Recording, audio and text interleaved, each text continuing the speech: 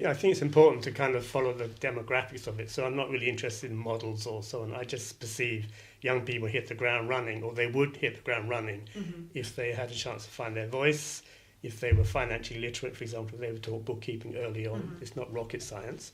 And if they were, whenever they wanted to, I have this expression, when they spread their wings, you have to put air under their wings.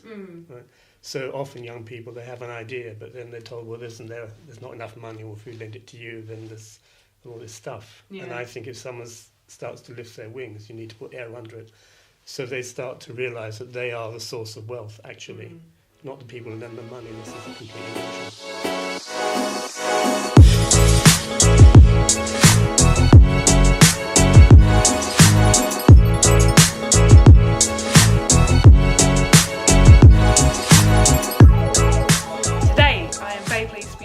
By Christopher Houghton Budd, and you're here, aren't you, to talk to us about youth bonds? I am. Okay, so firstly, welcome along. Thank you. Thank you for joining me on the show. It's great to have you here, and I'm really excited because we've been chatting a bit already, haven't we? And there is so much in this, and we just have to get the camera on and get it out to other people. So tell us, what is youth bonds for you? This is kind of a project that you're really passionate about. Do you want to give us a bit of a background to it, how it came about? Yeah, so the basic idea of youth bonds is to lend money to young people in a way which facilitates what they want to do in life. That's the micro end of it. And the macro end is that will stabilise the markets, because in my view, there's too much money crashing around the world. It doesn't know what to do with itself. And that is the main problem. And if you added up all the amount of money in the markets, and you added up all the amount of aspirations, or how much money people need for their aspirations, I think you come to the same number. Yeah. Okay. So that's my guess. I can't prove it, and I don't need to prove it. Okay, so we're going to go into a little bit more detail on all this, but I guess I want to start with so you're saying this is a new way of doing it. There is enough money out there to turn all of these ideas, particularly with young people, but in general, all the ideas out there. What are the current models, and why are they not working? I think the main problem I see is the current model, so-called. It starts from the person who owns or thinks they own the capital, whereas I think you should start with the person who's going to use the capital. And in fact, if you want capital growth, as the saying goes, you're not going to get it by owning capital or by putting it in a bank. You're only going to get it when you lend it to someone. Okay. So the ownership of capital does not cause growth, nor does the lending of it or putting it in a bank. The only growth, so-called, is when someone uses your money, creates new value, and gives you back the new value they've created. Okay. You can call that growth if you want, but in fact, it disappears into the initiative of the person who borrowed it, and you only get your money back if that person's successful. Yeah. So actually, the idea of that my money grows is a huge illusion. I actually lend my money to someone else, and they, if they're lucky, create new values, and then they share those values with me. Yeah. And where's because I guess there's two, hearing you say it like that, it kind of goes, there's two avenues, isn't there? One is the person who's got the money and wants to grow it, and for them going, oh, actually maybe there is an alternative, putting it in the bank isn't the best way, but then the other side is lending it to those people who need it. And I guess as the name, or what it makes me think of youth bonds, is supporting young people to start up in business or to start up whatever their kind of ambition is. So what's the bigger of the challenges, do you think? Well, first, I think it might be good to make precise why I say youth bonds as opposed to anything else. And that's because normally if you bond finance something, you have a view to the revenue stream. So if someone's going to start a business, you don't necessarily you might want to finance, or they might want to buy a factory, but only so they can generate business, because they think they have future clients. So you could if you lent them money, you don't really want their factory in lieu of your money back. And bond finance is not looking at the assets it finances; it's just looking at the activities, so that what it's lending to is against the future revenue, namely what you want to do with the money is really wanted by people. And therefore you have a future revenue stream which I lend against, which a bondholder lends against. Okay. So it's really important. It's not lending against the assets directly. It's has a focus on, so what you want to do is really needed in your judgment. Yeah. And we'll lend. And so even, you might have a bond for 5 years, and you know when the 5 years is up, your challenge is to replace it, maybe with another person. Right? But that won't be possible if you haven't generated any serious revenue. Yeah, so it's a lot more socially orientated, community orientated. Yeah. It's more related to making sure when you do something, it's really needed. It's very easy to have capital and do something nobody actually needs. Yeah. Right? A lot of people go into business, blowing their capital as they go. And but if you're going to be in business, in the first place, you're there to serve other people. Yeah. Strictly speaking, there's no point producing cars nobody wants. You just go bankrupt. Yeah. So we might not think in those terms, but basically, being in business is, for me, a social enterprise by definition. Yeah. That's a nice way of thinking about it. Because there is a big distinction, isn't there? People are talking about, is it a social enterprise or kind of business, and often see business as very kind of corporate and greedy, and the kind of labels that sometimes put on it. Whereas, I love how you said it there, that a social, if you're doing good business, then you're offering something to other people. Yeah, and without getting too kind of ethical about it all, if you go into business, you're really there to serve your clients or other people. You're not there to serve yourself. And if you do serve yourself in business, you can come seriously unstuck. So you can make a big noise about that in ethical terms, but I think it's just completely pragmatism. And so I don't actually like the distinction between social... Well, I don't like the term social enterprise because it implies there are unsocial enterprises. Yeah. But I think what's unsocial is when you go into business for yourself. When you open a restaurant because you like the food you're serving, right? Not because people want the food you're offering. Yeah. So I don't want to make a moral statement, but if you provide things people don't need, you have to be careful. And I often say to people when they, especially young people if they're starting a business, when you buy stock for your business, make sure if it doesn't sell, you buy it off yourself at retail price and not at your cost price. Because it's very easy to buy stuff that you think is nice, right? Yeah. But if it doesn't sell, you mustn't then sell it to yourself at cost price. You won't learn a lesson if you do that. Okay.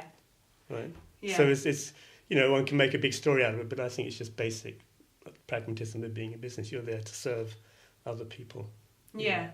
Okay. And I picked and what you said just there about you don't learn anything. So to kind of take it, I guess, one step back and giving kind of money or investing in people, or whether they be young people or kind of any age, that it's giving them that opportunity to learn in real world situations, isn't it? And I think for me the reason I put why I think it's important to have youth bonds is for a lot of reasons. But first of all, you get a bigger bang for your buck. So if someone starts out young and they're financially literate and they're set for life. You can, of course, I could say, well, what about people like me? Yeah, but I'm nearly 70, so I don't have much time left, right? So you're not going to get a big bang for your buck if you lend to me. So yes, there's a lot of older people you can worry about, but I think more generationally, there is a generational problem. We need to start very young, teaching bookkeeping so in school. So we solve some of our problems, they're not going to be solved other than over the time span of a generation. That's quite clear if you look around the world. So that's why I put the focus on young people. Yeah. But also I think, my experience as young people, I'm meaning kind of late teens and early 20s often. They're a problem for economists because they arrive on the planet not intending to save. And most normal thinking is you have to save because without savings we can't invest in business. But I find it interesting, a lot of young people just say, why would I save? I know what I want to do. I know I've got customers. So I'm going to generate revenue and live from my revenue. Yeah. I'm not going to do something which doesn't earn me revenue and therefore have to borrow money. Yeah. So with that mentality, is there not an inbuilt that some of this will start to come about? People will be going out either seeking out opportunities or creating their own opportunities because there is maybe a shift in this mindset of, well, I'm not going to save, so I have to be proactive. I have to kind of create a business. Whereas maybe, like I said, the mindset before was save. And how it makes me go kind of, well, if they're being more proactive, do they need the money as such, or will they in time? I think it's important to kind of follow the demographics of it. So I'm not really interested in models or so on. I just perceive young people hit the ground running, or they would hit the ground running if they had a chance to find their voice, if they were financially literate, for example, they were taught bookkeeping early on. Mm-hmm. It's not rocket science. And if they were, whenever they wanted to, I have this expression, when they spread their wings, you have to put air under their wings. Right?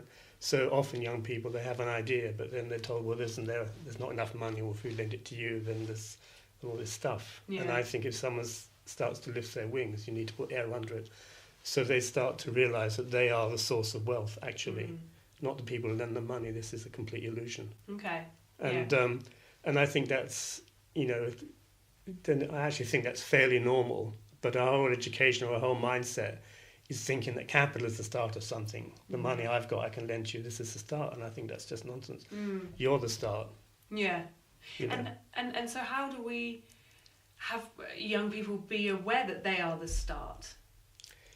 By assuming it. Okay, yeah. And starting from there. So I teach financial literacy, and I teach people how to do financial literacy, and I write papers about financial literacy and so on. But it's not complicated from my point of view. I have a mini curriculum which starts at age 15 or something like that, Rising 15. And the basic curriculum is you teach double entry bookkeeping, right? And at someone of that age, you can just say, it is like this, copy me. Right? It's not rocket science, but it's not something anyone's going to have experience of. But it's a bit like maths or something. They can get the logic of it at that age quite easily, if not younger.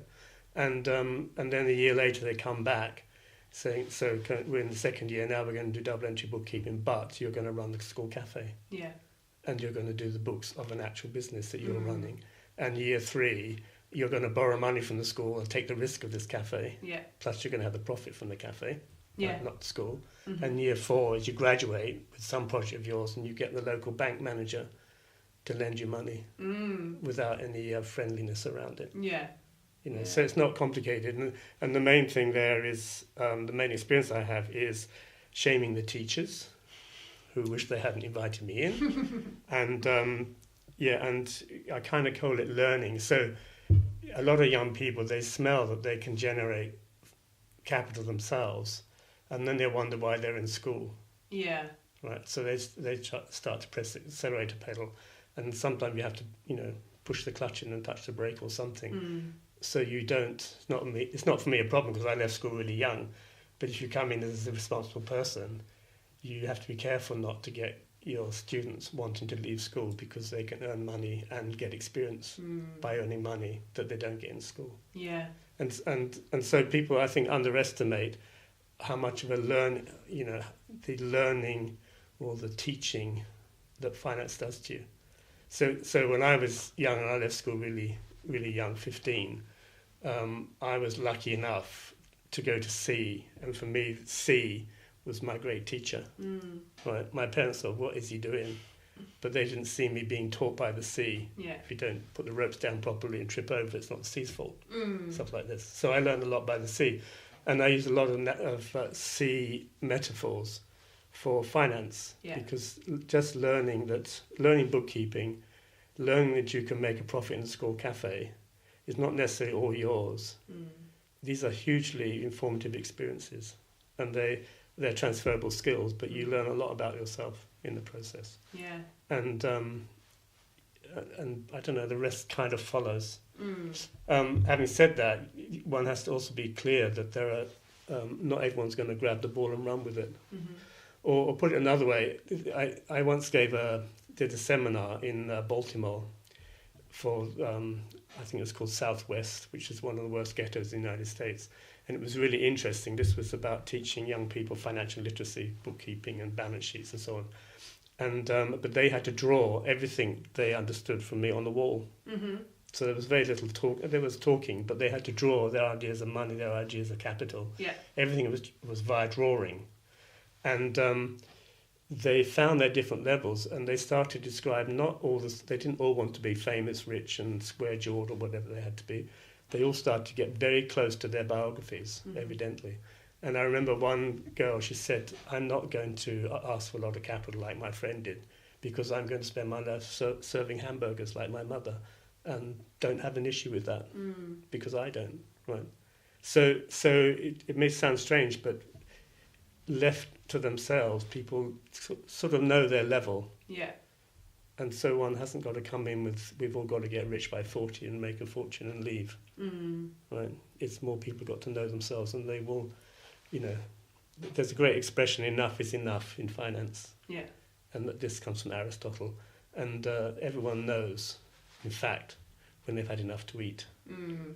I can't tell you when you've had enough to eat, but you will know it. You might just ignore it quietly. Yeah. Right?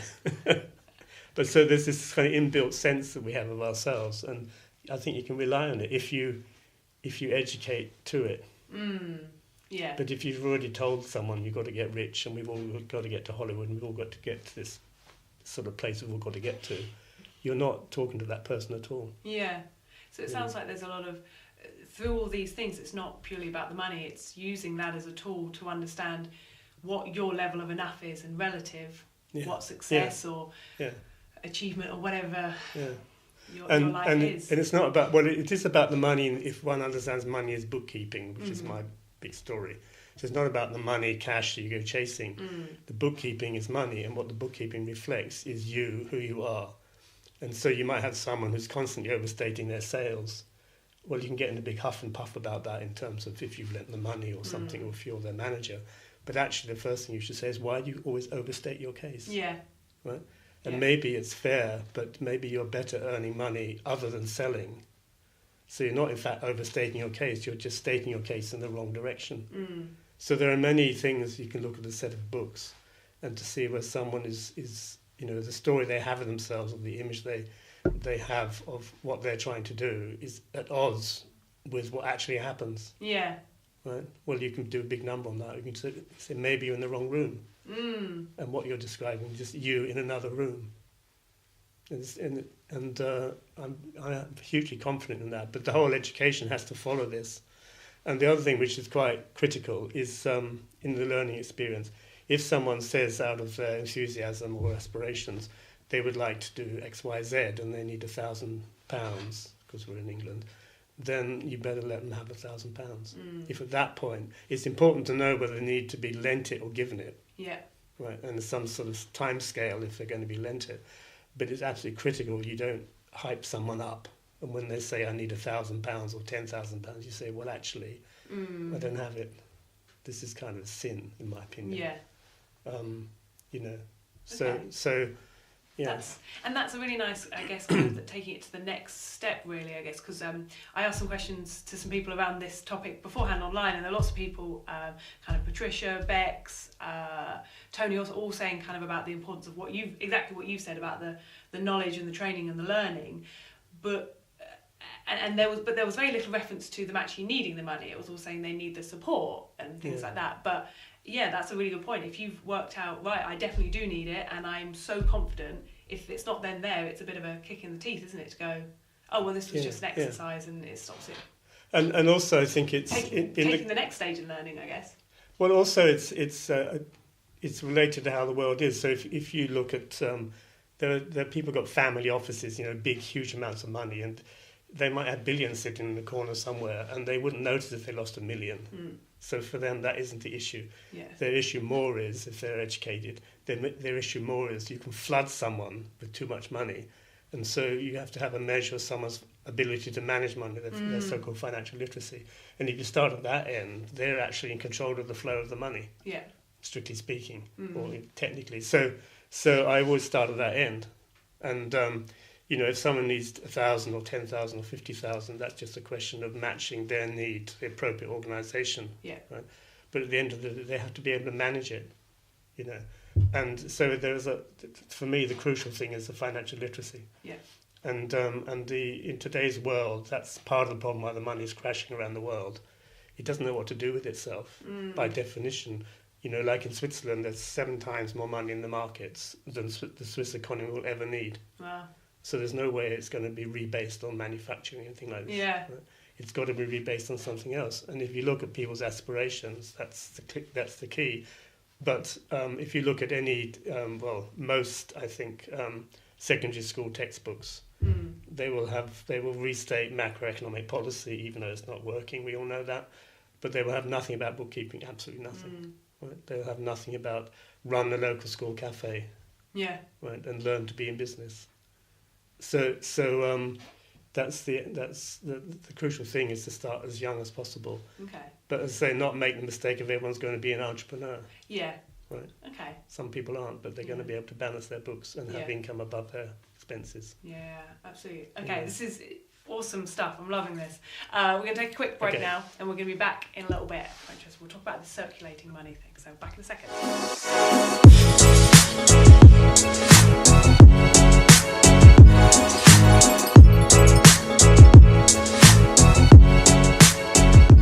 Welcome back to part 2 on our discussion about youth bonds. And Christopher, I want to know, where did this all start? Where did this idea come from for you? So because I left school very young, I've had the issue of how to finance myself since forever. So this sits in the back of my life. And therefore I had a lot of experiences of trying to find money and not finding money and so on. Anyway, but towards about 5-6 years ago, I was asked to give a lecture in Brussels. And the person wasn't convinced about the lecture. They said, can't you say what you really want to say? I said, oh, that's easy. In Brussels, you're about to celebrate the First World War, or commemorate the First World War, and you've got this idea of having anything from a statue to an ephemeral one-day event to commemorate all those who died. So I'd like to suggest a super ephemeral event, which you create a fund for young people, which will be there forever. And that way you say sorry to all those who never had a life. And so and it went, I think, to the committee stage of the, must have been the Flemish government. But it was too late, and so it didn't happen, but it didn't matter, the idea arrived on the planet. Nice. And then a year or so later, I found myself in Buenos Aires, and I gave lectures about a book I'd written about finance. And then I was asked if I would come to a press conference, to which I said, of course, yeah. In Buenos Aires, you don't say no if you're in England, from England. Yeah. And this turned out not to be a press conference. It was a meeting with I think he must have been the mayor of Buenos Aires City. And he said, I hear you've got something to share with me. So I said, oh yeah, I've come to tell you about youth bonds. Yeah. And on the spot, I invented the youth bond for his purposes and said, yes, it's just about, you've got all these disaffected young people in Buenos Aires costing you a fortune. And why don't you borrow $1 million from the New York markets, right? And lend it to these young people on the condition they're financially literate. And you won't have to spend your money on shooting solving their heroin problems or whatever else you have to do. You can reserve this money to pay the interest on the bond. Yeah. So that has an important story in it. It's not about, in fact, we need any more money. Okay. And what I said to him is, you can put I'm sure the people of Buenos Aires, at first they wouldn't notice you borrowed $1 million even if you lost it.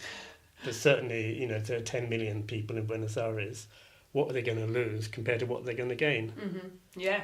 And he said, oh my goodness, you better sort this out with my economists and let's go and see them tomorrow. Yeah. So it got as far as meeting the president of the Citibank of Buenos Aires, and went through 2 discussions. But then it was Christina's world in Argentina, and the whole thing died a death. At least on the face of it, died a death. But it when I worked it out with our economists, I had to get very precise technically how this would work. And since then, I've been trying to see, okay, where will this work in the world? Yeah. Right. Quietly, I think that things are happening in Buenos Aires very quietly, but the concept is now in the world, and I use it to analyze different things that are happening in the world, which don't necessarily have this agenda behind them, but they're things which you can only understand if you're trying to circulate capital rather than preserve it. If you're trying to say, well, what use is a young person who's shooting up already at 15? What a waste of not in that person's life, but resources. Yeah. How different if that person was able to generate their own revenue and so on. Yeah. And, it's pretty obvious that it's a good thing. So, yeah, so now the idea is formally in the world, but it's just an idea. Okay. Yeah. And I think it's fascinating. So there's 2 parts to that, really, isn't it? From how I heard it, you're saying is that you're essentially saving money in the cost you would have to put into not funding young people. In that, we're talking young people, aren't we? But we're talking generally, but not funding ideas, and when ideas go to waste, and the negativity that, I guess, it's when inspiration, like ideas and inspiration, right? And it becomes destructive if you don't do something with it, which I guess using your model and kind of looking at it from a holistic point of view, that the money is following that, isn't it, right? If you've got an idea, a young person's got an idea, it doesn't get realised. But you also mentioned there, and I'm fascinated with this idea of kind of circulating money. And what if, so I guess I'd ask the question, what if this was started up and people lost the money? Or they didn't use it how they were intended to, it wasn't tracked, because there's a lot of grants out there, but there's a lot of track. You have to do this and you have to fill this criteria, and it's very strict. But I guess it sounds like from what you're talking about, it isn't so rigid to so much, because that ends up suffocating the person and the idea and what they ultimately want to do. Yeah, and also I think it's unreal to circumstances. So it's very quickly said, what if I lose my money? And there's a lot of things one could say about that, but therefore I think one has to get clear. If you don't have a lot of capital to lose, then you shouldn't be using the way you're going to lose it. If your circumstances are such that you cannot afford to lose capital, then you shouldn't put it at risk. But that means, but that's not the case for a family office or people with huge chunks of money, or institutions like pension funds. They don't have that actual existential problem, right? So one has to be really careful with the idea of losing money. First of all, if I lend you money, what are you going to do? Are you going to buy shoes? You're going to spend it on something. So how was that money actually lost? It's actually just gone around the economy. So it never gets lost. Okay. Right? It's not going to come back to me directly. It's going to come back to me around the moon. Yeah. And by that I mean, if you don't finance young people so they're literate and they can take hold of their lives, this is going to be very expensive, and that will show up in your taxes. If for want of being able to find their way in life, people start shooting up and taking drugs. I'm not making a moral statement, I'm just saying, and lose their way. If you have to finance the lost way of a young person, or if you have to bang them up in prison just because, I don't know, they graffitied the wall or something, right? What is this as a piece of economics? Yeah. You lose all the wealth generation of that person for their lifetime, but you have all the costs. Yeah. So I just don't get it. And often if you look at, especially with young people, if you look at their life circumstances, the one thing they could have done with is a huge vote of confidence by asking what you want to do and providing the wherewithal to do it financially, I mean, And the loss thing is complete nonsense, because if you look at any serious financing, they all run, it's all the losses that we might make are discounted anyway, quite hugely discounted, because so what, right? Because it's not lost in the first place. It just goes around the economy, even if you go and sit on the beach for 3 weeks. Thank goodness for the ice cream seller. Yeah. Right? And also I would say there, it's a subtle comment on the disbelief in the human being, really. And there are some people, and they need to chill out for 3 weeks or 3 months or 3 years because they're exhausted by life. But there aren't many people who would do that forever. Yeah. Right? Most people will say, right, I've got my energy back, and now what can I do? And there I think it's also important to track what someone wants to do with their life, because that will always give them a job. Whereas if you make them job ready and all this kind of stuff, they might get a job on very low pay, right? And this isn't their life. Yeah. So I just don't get the lost bit. Yeah. Right? I get holding on to it because you can't afford to lose it. But then you just should make sure that you're not, you don't kind of lend where you can't or give where you can't. But the other thing I think is important is within our own, within one's own family, by and large, you wouldn't apply this constraint to your son or your daughter, or most people wouldn't. They might lend it, but in the back of their mind, they've written it off. Yeah. They might have written off against the future inheritance of the person they lent it to. Yeah. Right? But we operate differently within the family. And one day I think it would be nice to think we are the family of humanity as a whole. And why should my neighbour's son or daughter be any different to my son or daughter? Yeah. Right? Why can't I lend to my neighbour's son and he will lend to my daughter? Right? Yeah. Because I don't get why I do get why within the family we trust or we don't worry about things which we profess to worry about when it's not in the family. Yeah. That's just because we're a bit behind the curve. So do you think do people lend to their family because they know their intention, or they can see their passion? Is it like beyond the money? Because if you're saying they might have in the back of their mind written it off anyway, why is it we lend to our family and not to further beyond? Frank, I mean, at its most radical, because if you lend to the family, you're looking way, way back in time to what you fancy is the beginning of mankind or your own family or something. So you kind of invest hugely in how things were, and we make big images of this. And so you're just staying in the blood family. But if you lend to someone else, your focus needs to go on the far distant future. Right? That's, I think, in the background. Yeah. And so it's almost as simple as that. That if you trust the past, okay, maybe it works, maybe it doesn't. Right?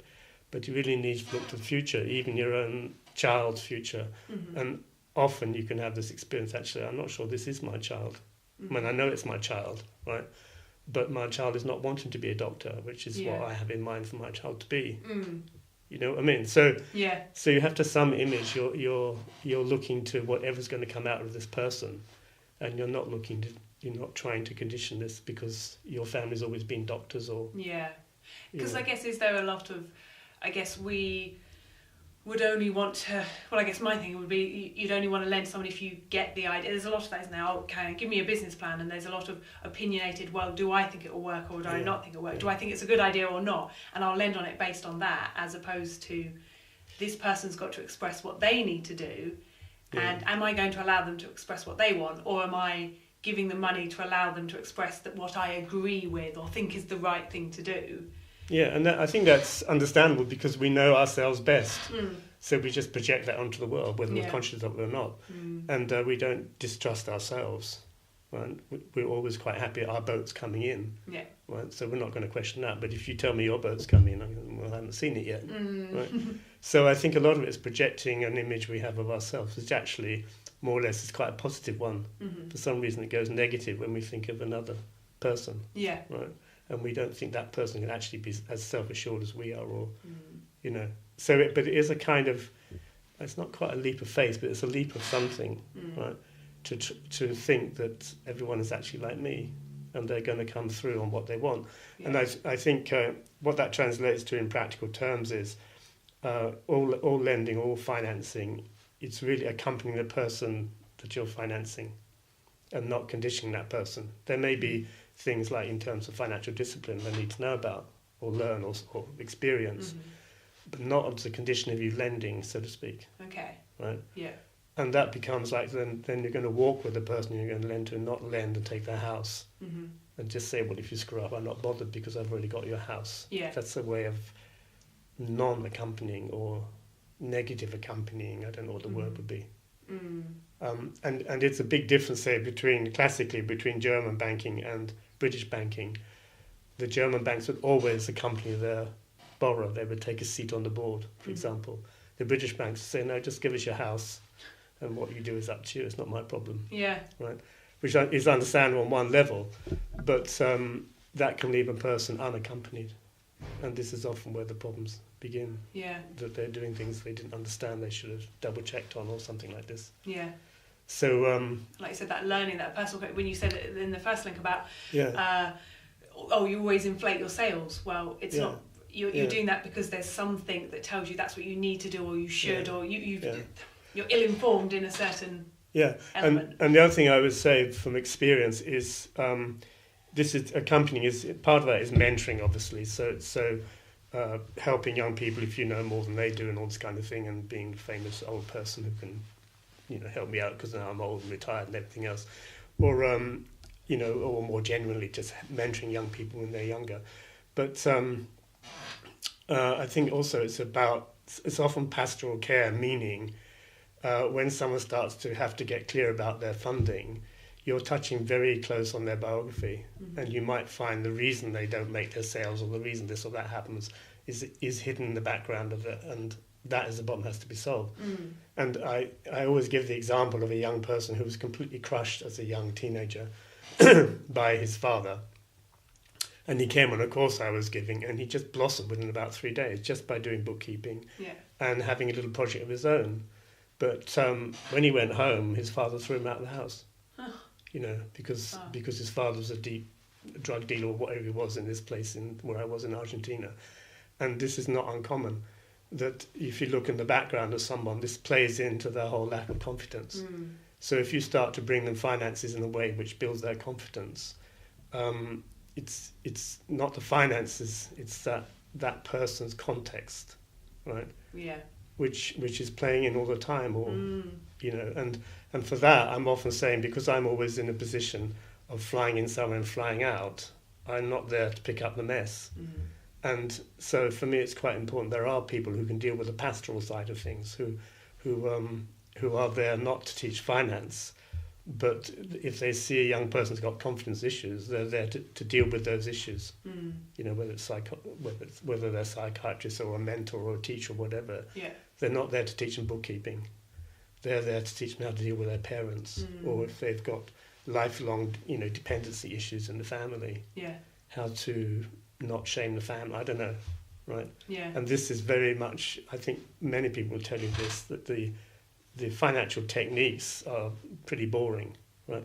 Managing people's biographies, you know, or even giving them confidence in themselves, so they make an image of their future. But you know, this is much more the point. Yeah. Well, it's fascinating looking at this. Yeah. What money can help us see and reveal about ourselves, and almost looking at it, money is not really a thing, it's not real, is it? But it shows so much, it's so important, and it becomes this tool, and And you can. I think most people could do the exercise. Just look at.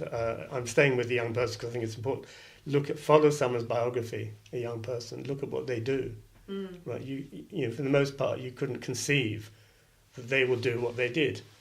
Maybe it screws up because they weren't helped properly, or they weren't clear, or so on. But if you just look at what comes out of someone, not someone. You know, I've got a lot of godchildren as it happens, and that's such a great thing, because unlike with your own children, with a godchild, they're not there to be your extension, right? You just become a kind of guardian, and you're there only to not to tell them how to behave, but you're interested in what they're going to become. Yeah. In a way that their parents aren't, so to speak, because you don't have any buy-in, you don't get anything out of it. Yeah. Right? And that's been a fantastic experience, because I often say, for example, with school parents, I was a school governor for a while. Just imagine you're a godparent or a guardian, and you're not the parent of this child, right? It just solves so many issues. Okay. And you get that if you look at your neighbour's child, for example. You just go into a disinterested place, and from that place you can see what the child is trying to become, as opposed to what you think the child should become. Yeah. And if you then map that forward, you look at anyone's biography, it's just amazing what people unfold, right? The more so if they're in charge of it. Yeah. You know.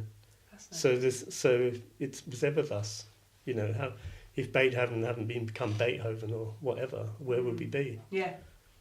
You know, amazing. Or if Freddie Mercury hadn't been Freddie Mercury, where would we be? Yeah. Right? Yeah. We owe it to ourselves, don't we, to allow these people to become people to become who they need to become. Okay, this is awesome stuff. We're going to take another break, and then we'll come back and touch maybe on Folkestone a little bit more. That would be good. Yeah. Yes.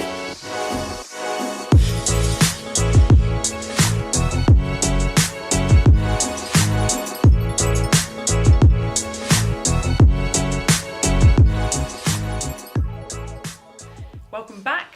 So, Christopher, we have been talking about, I guess, the ideas on a big level here. But I was like kind of then taking it down and going, right, how can we put this into action? We're based here in Folkestone. So what, and using Folkestone as a case study almost, that hopefully can then other people, wherever they're listening, can take on and apply to their life. But where do you see Folkestone could fit into this, or could benefit, or put this into action? There's a question. So I came to Folkestone in 4 years ago now. And I come from Kent originally, but I never came here. Who would go to Folkestone? And excuse me, Folkestone, but it's You're where here you went. now, it's so. where you went to get the ferry, yeah. Right? Not where you went to do anything else. But I came here, and I found it fascinating, partly because of all the regeneration that's going on.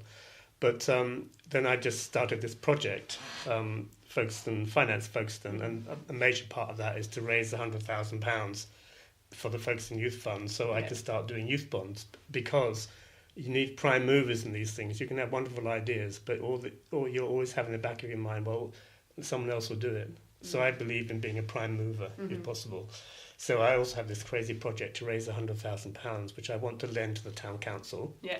And when a young person goes through my financial literacy course, that they can then go with a certificate and borrow 5,000 or 10,000 of the youth fund money, which is in the town council. I haven't told the town council that yet, but if they're listening, I'll be knocking on their door.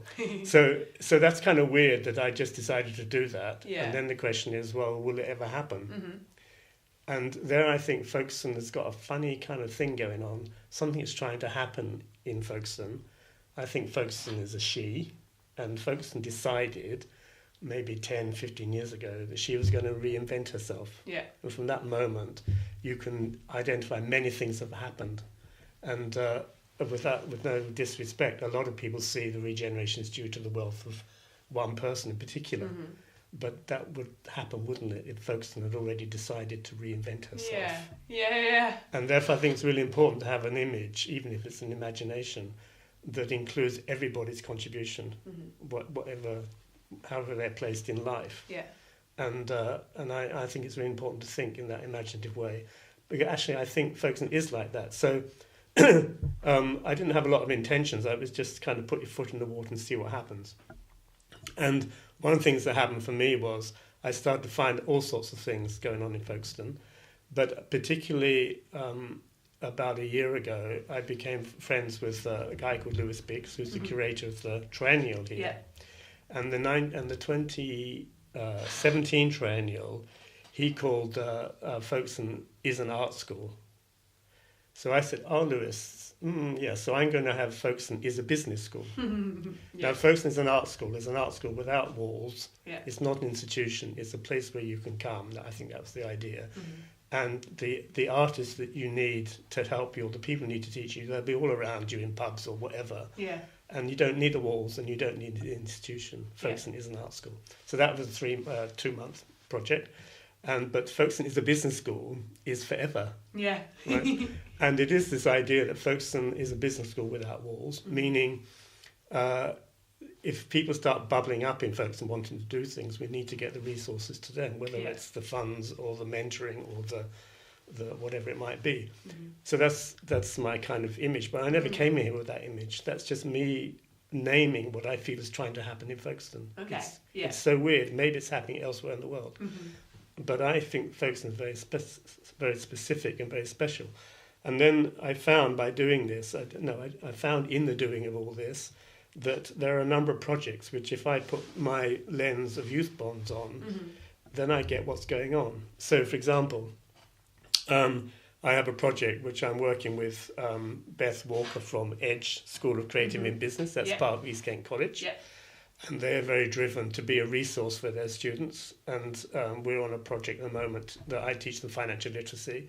And they come down into the old High Street in Folkestone and they take over my studio gallery for a week and learn to run a shop or something. Yeah. Right? Then there's your good self, right? You want young people in Folkestone to find a voice. Yeah. So programs like this. There's also Tanya from the Creative Foundation. There are a lot of people in Folkestone actually trying to help young people find their voice. Yeah. Not because there's any great scheme called Youth Bonds in their minds, they just happen to be in Folkestone. And I find that really interesting. Something is trying to come about in Folkestone. And it's large, I don't know what it's due to, but one thing there's something in the mood about Folkestone, right? Partly because I think the regeneration has in it the idea that I don't know if it was the guy I'm having in mind is Roger Dehaan. I don't know if it was his idea that if I buy up all these empty buildings and so on and make them available long term to creative people, something will come about it. I just assumed that was his idea because that's what he did. And now if you watch what happens, it's the people who've come to Folkestone who are occupying these spaces or whatever, or this space that it's not the space he's created, but there is a kind of space about Folkestone. Yeah. The people come here with a certain expectation, they can have aspirations and they can do stuff, Definitely. And I don't know if that's unique. I think it's fairly unusual around the world, different projects you can look at. So but I do have a feeling this is something to do with Folkestone, right? And, Yeah, so that's how I read it. And so now if I look back 3 or 4 years into my project, which officially is going to end the end of this year, I just think, oh, there's all this stuff actually here already, or people here already who are walking the talk that I have in mind, you know. And so for me, if I look at youth bonds now in Folkestone, I just think, well, actually, it's an idea which is sort of happening. It's just people don't name it that way. But if I look at the way they're trying to finance themselves, or the kind of finance I think they need, they actually need youth bonds. They don't need to trot off and get loans from the bank so much. They need more direct investment. They don't need grants laid, all hedged in with lots of hoops, and they need more just to have money put in their pathway, and they will make it fruitful. Right. The fewer hoops, the better, actually. Right. That can be an issue for people who are, on the tiers of management that are managing money. Right.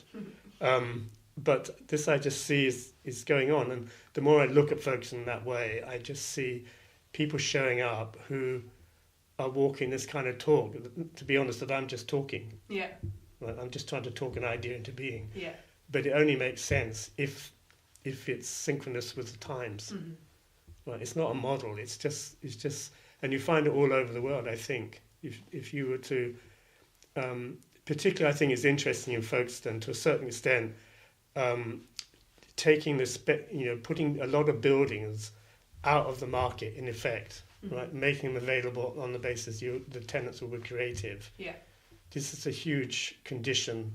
Most people just want the rent out of their buildings, right? And that usually means no creativity or, so, and it is part of the macro problem in the world. We preserve so much capital in real estate. We have nothing available for people who want to take an initiative. That's pretty basic. And so my interest is, and when I looked at Folkestone economically, I see all this great potential by, in a way, making buildings available on condition you're creative. But for me, the next thing is, okay, then we need the source of funding, which facilitates people's creativity. Then you have the two sides of the story. Okay. And what do we need to do to create that sort of funding? Because it sounds like it's similar to how you were saying about the first part being the training, the mentoring, the basic knowledge, and then because you've started something, you've lit that fire and there's no stopping it, and then you have to make sure that when they need it and when they're ready for it, the money is then available and comes in. And it sounds like, and from certainly the stuff I've seen, Folkestone has that. We've started, we talk to each other, there's a lot of collaboration, there's that can-do attitude. But do you think then we're at that, we then hit a wall of, but then there's no funding? Or not to say there's not, but that then people need it, and how do we then allow people and support people in taking it to the next level? I don't want to say there's no funding, because I don't believe there's no funding. There's lots of preconceptions. I guess in their mind. But but I mean, there's lots of preconceptions we all have about funding. But another thing which I find interesting about Folkestone, particularly the old part that I live in down near the harbour, just because of the way a harbour, a little bit, basically Folkestone is a town, little village around a harbour, plus its extensions later on in life. And if you go down to the part around the harbour, it reads like a funky little village, like Clovelly or somewhere like that, or some funky Italian village you might go to. In I don't know, Cinque Terre or something like this. So it's very easy to perceive this area, and to perceive it as an area in which things are going on, just because it's built like that in a way. And but what you see there is, well, what you don't see there, you don't actually see what's going on, not on the level I'm talking about. You see lots of people doing stuff, thinking, oh, well done, all this is lovely. But it's a bit from a tourist point of view, right? And one of the things I've always wanted to do here, or I wanted to do when I came, not always, but I still have in mind, is to have a World Finance Museum. And part of a World Finance Museum would have to have in it a space in which young people learn finance, right? In which they could see themselves and they could be seen to be seeing themselves. It's a bit of a funny idea. But if I look at a lot of the things I see happening and the people I see doing things, on one level they have a common denominator. They lack a shared space, which if you walk past, you would just see young people discovering themselves. That's the common denominator. And then I think the whole thing would quicken. People would see more what's going on. They would see implicitly they would see the importance of facilitating young people in this way. And over time, it would translate into young people say, well, actually, I remember that course I took, or they convert it into so-called job readiness very quickly. Mm-hmm. You need a bit of a time frame to perceive this. You also need to not expect that every seed you drop in the ground will suddenly become a plant, right? That's a kind of dangerous expectation. Yeah. You should expect to see flow through, right? And people don't stick at stuff, right? Because they're just learning what their strengths are, right? And you won't see what they got out of it. You would just see an endless stream of young people doing stuff, right? But so that's my kind of image, that the one thing it lacks is something to precipitate an awareness of what's actually living here. Okay. And also it would have the consequence that one would feel not part of the movement so much, but it would take away the silo-ness of it. That everyone's, I meet a lot of people who are all doing very similar things, right? I don't mean they're not talking to each other, but as I say, I often think, well, actually, if we have one space, what you want to do, you could do that on Tuesday mornings. You actually don't need 7 days a week space. This would be bad use of resources. But someone else needs it Wednesday afternoons. Right? Yeah. And that's a kind of metaphor. Obviously I have in mind, when I have this in mind, this financial museum, part of it is such a space. Right? Yeah. And it could be where you come and learn bookkeeping, like if you're at the Open University, get out of school, for example. Or it could be, you just hung out. Or it could be you painted on the walls. Or I don't know what. But it's kind of a space largely at the disposal of young people to discover themselves in. Yeah, right? Yeah. And it's not, and such a space would have to be by definition, leave it as you found, when you leave it, make sure it's as it was when you came in, hoping that was nice when you came in. Yeah. But if you come in, it's white walls and you paint them, purple. Just expect to buy a lot of white paint before you leave, because purple doesn't cover everything, right? Yeah. But otherwise, you can't move the walls, maybe the building should be such that you can move the walls. I mean, I'm quite serious, right? So that it's just a metaphor for, tell me what you want to be, we will build the world around you. Yeah. Right, but be careful, because that's going to be a reflection of you. Yeah. So so I could get really excited about the architectural implications of this. Right, and because I think that would be a huge metaphor. And then it's people. I don't think people are stupid. People they're not trained in finance and so on. But most people get that whatever else is going on, we're not creating a very nice future for ourselves, right? And the future will be whatever young people become. Yeah. So the sooner they become what they want to become. Yeah. In my view, absolutely, and the more confident they are in what they want to become, the more confident we can be to then lend or to support in whatever, or mentor, or whatever it may be. It's really not rocket science. And if you look at big worldwide issues, Los Indignados, or 45% youth unemployment, or more in different parts of the world, this is just a catastrophe. This is like. It's like 100 years ago. Then at least they kind of went to their deaths and got it over with. I'm not being unkind, but but the mutilation of young people today is just phenomenal worldwide in terms of just the crucial moment in their lives when they need to find themselves and to have confidence. You're told to go and get a job, which is really not a job, right, on a very low level of income, and or you're educated to have a job, but jobs aren't out there. I mean, it's just crazy, and yet there's so many things that you could do. Also, in a town like Folkestone, Folkestone could be unscruffed very quickly if you made mini contracts with lots of young people, to rebuild the steps around the town or something like this, right? Folkestone is in need of a lot of unscruffing, right? Okay, so but all that, even redoing steps, right? This requires skills. You need to be a bricklayer or something. So there are all many opportunities for young people to learn actually transferable skills or life skills even. Yeah. Wow. And I think it's great. And actually I do see that sort of going on. The East Kent College has this kind of program. Right? I can talk about other ones around the world, but what I'm interested in is the potential for Folkestone to kind of be to see this is actually a potential of Folkestone. And it's more it's like looking in a mirror and that's who I am. Yeah, suddenly recognise. And it's not about money or Yeah. about who or anything else. It's just, I don't know. There's a moment sometimes in life, like often in the 9-year-olds, they first see themselves as quite shocked and they start telling lies or whatever. But it's a bit like that. Oh, so that's who I am. Then I'll be like that. Yeah. Right? It And feels you will never see where that came from, right?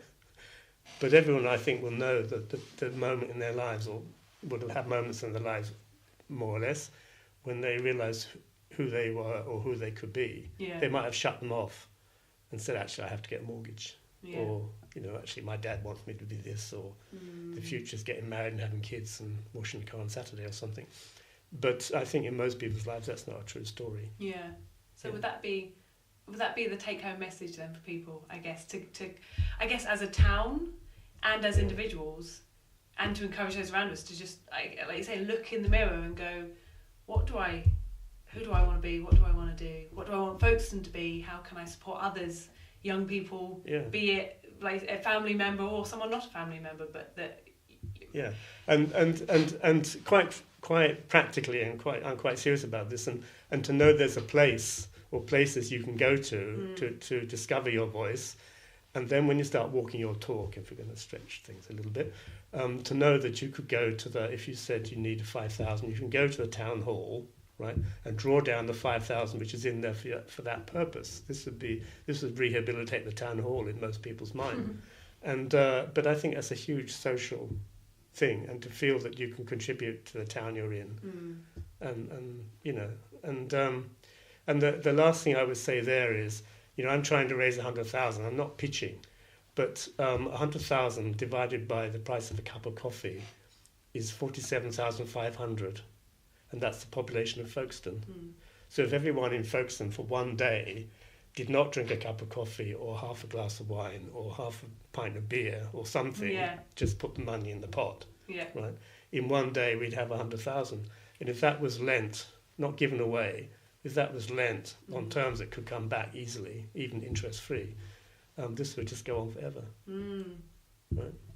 We need a whole nother discussion, don't we, on like how are we going to get people for £2? £2.50, the whole population of Folkestone. And just go in any cafe and say, where's the pot for Folkestone Youth Fund? Yeah. Where can I buy a cup of coffee but not drink it? yeah.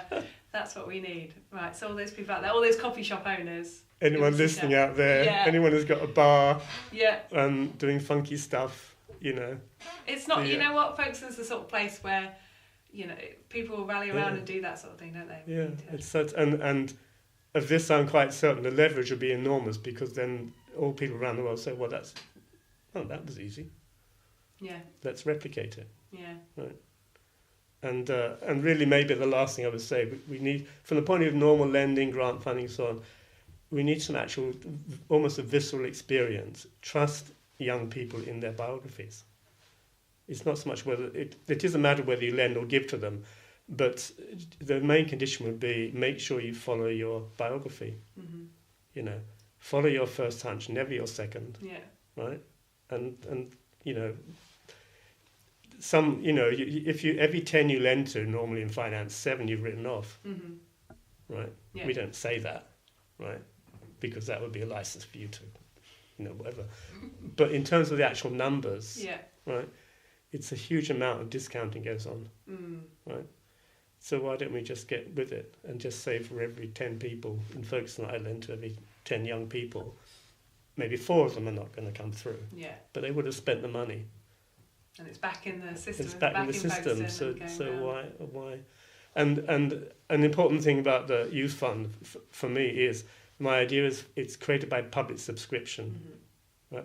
And that's partly because if you go to Folkestone, there's a statue to the end of the First World War, which was funded by public subscription.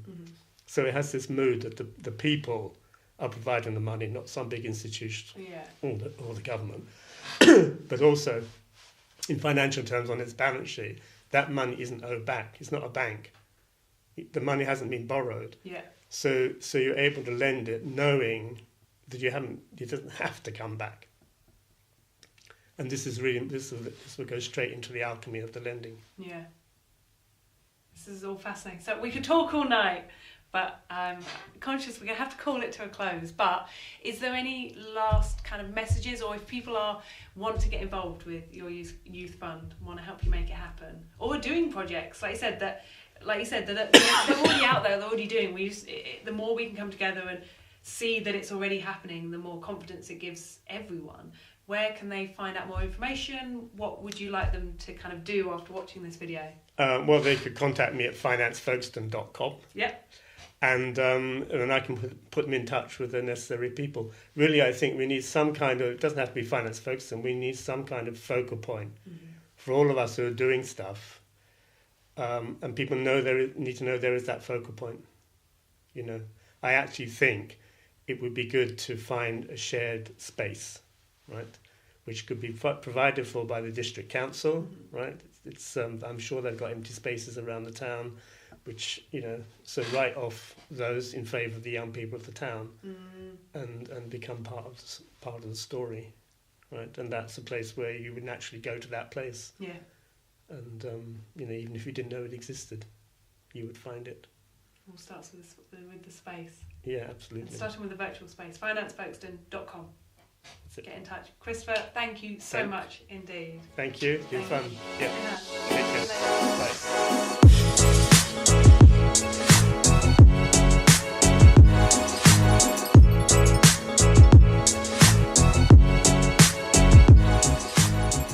Wow, what an epic conversation. Thank you so much to Christopher for joining me today, and just love that mindset of kind of really being interested and really on it in terms of the numbers and the specifics, but also looking at it in a very holistic way, and how we can use it to learn about ourselves and become who we want to be, and everything like that is absolutely fascinating. I also want to give a shout out to everyone who contributed their thoughts, their input ahead of the discussion.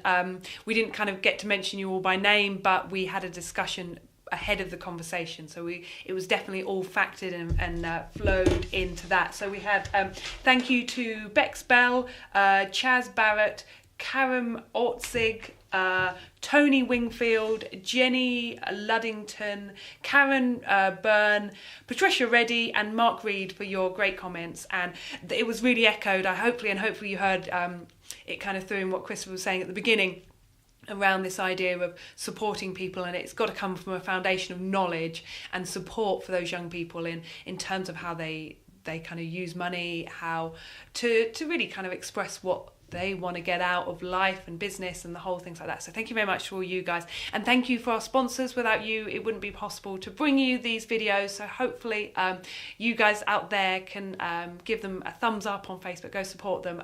They are Bullfish Glass Services, bespoke glass manufacturers based right here in Folkestone, helping you with your construction design, all those bespoke things you wouldn't be able to do otherwise. The Meticulous Media are B2B content providers, really passionate about storytelling, helping people express themselves through their content, something massive kind of shared values there. We've got Go Monkey. They are a web app for parents and grandparents to help them discover events to get them out, get their kids out and about, get them off the Wi-Fi and get them out exploring, discovering things to do in and around kind of Folkestone and Kent. And QBH Solutions, HR and compliance support. It doesn't have to be rocket science, making it simple and easy to understand, and massive advocates of kind of education, supporting people learning, lifelong learning, and really making a difference to those people around you, making life enjoyable and what we want it to be. So thank you very much to all of you. Thank you to the sponsors, thank you to the contributors, massive thank you to Christopher, and hopefully I'll see you all next week. Bye.